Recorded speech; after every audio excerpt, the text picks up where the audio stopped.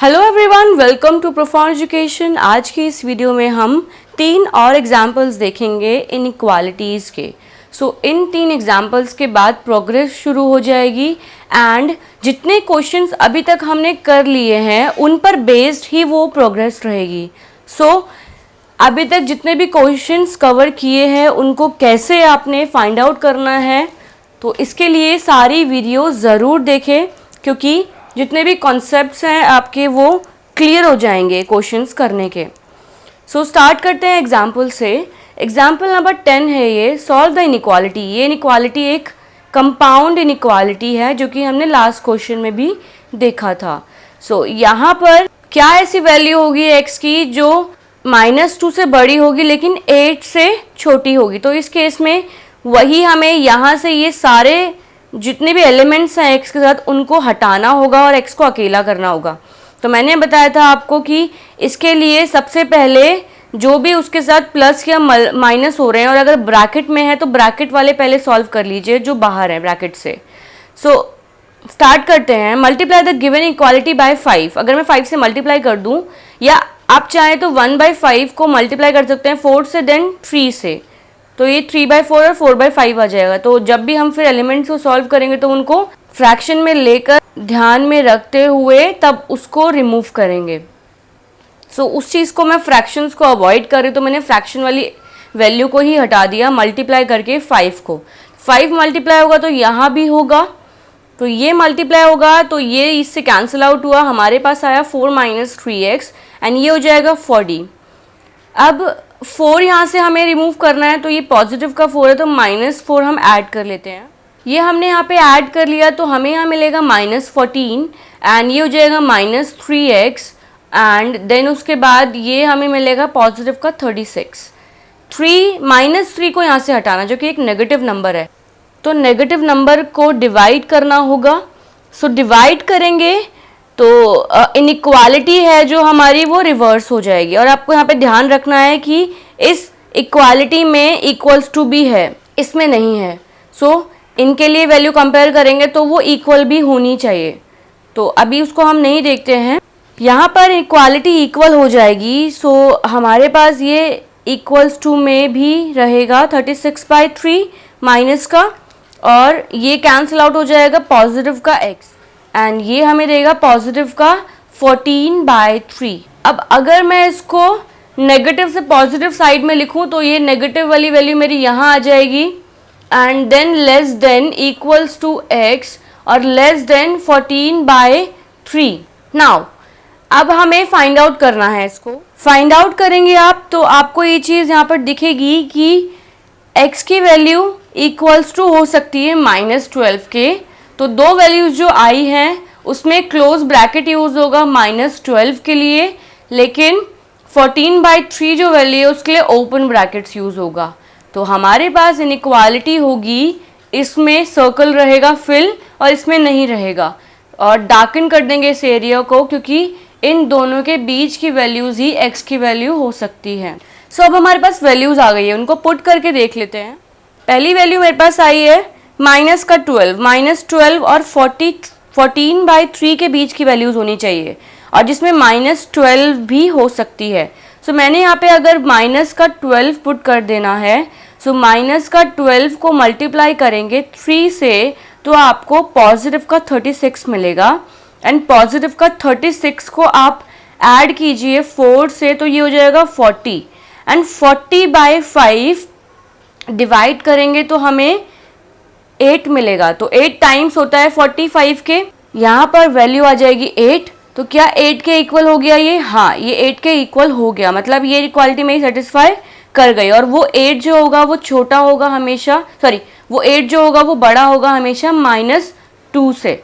ये दोनों इक्वालिटीज़ मेरी पूरी वेरीफाई कर रही है वैल्यूज़ को जो सॉल्यूशन सेट है। तो ऐसे अगर आप और भी वैल्यूज़ पुट करके देखेंगे तो आपको क्लियर हो जाएगा कि ये जितना भी सॉल्यूशन सेट आपके पास आया है वो सही है।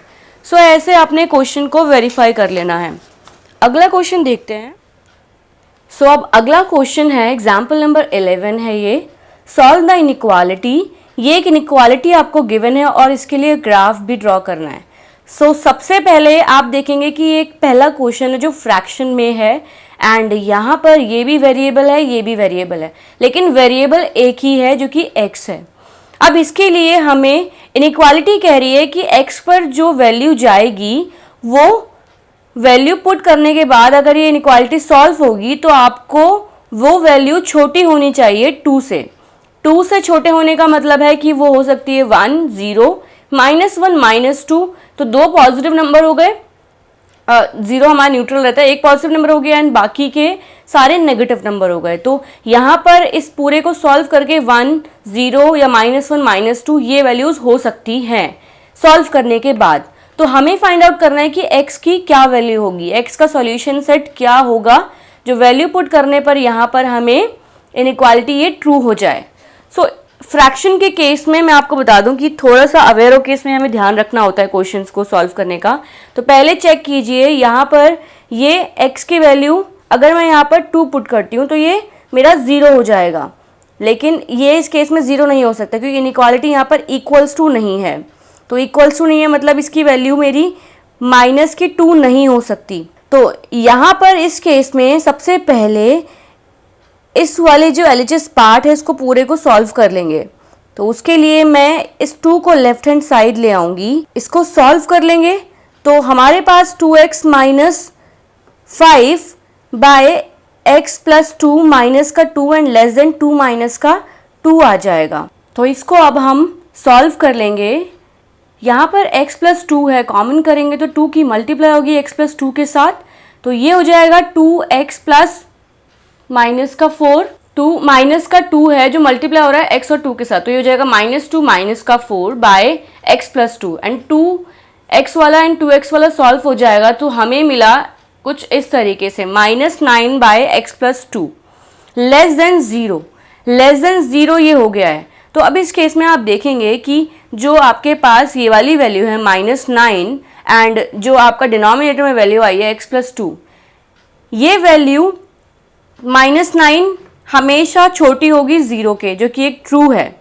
तो उस केस में अगर ये एक नेगेटिव वैल्यू है तो इसकी वैल्यू क्या होनी चाहिए यहाँ पर x की, जो कि ये इनइक्वालिटी पूरी छोटी हो जाए 0 के। छोटे होने का मतलब है कि इसकी वैल्यू हो सकती है -1, -2, -3 सॉल्व करके। तो अगर एक यहाँ पर नेगेटिव वैल्यू है तो अगर मैं यहाँ पर भी -3 डाल दूँ तो -3 + 2 क्या देगा मुझे, -1 देगा।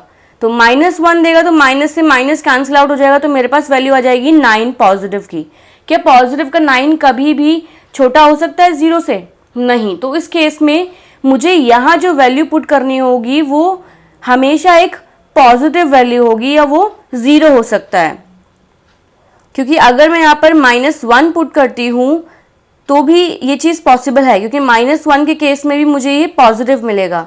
तो यहाँ पर मुझे वो वैल्यू पुट करनी होगी x की जिससे ये डिनोमिनेटर एक पॉजिटिव वैल्यू दे, क्योंकि अगर ये एक नेगेटिव वैल्यू देगा तो नेगेटिव तो कैंसिल आउट हो गया, तो इसलिए वो कभी भी पॉजिटिव वैल्यू कभी भी छोटी नहीं हो सकती 0 से।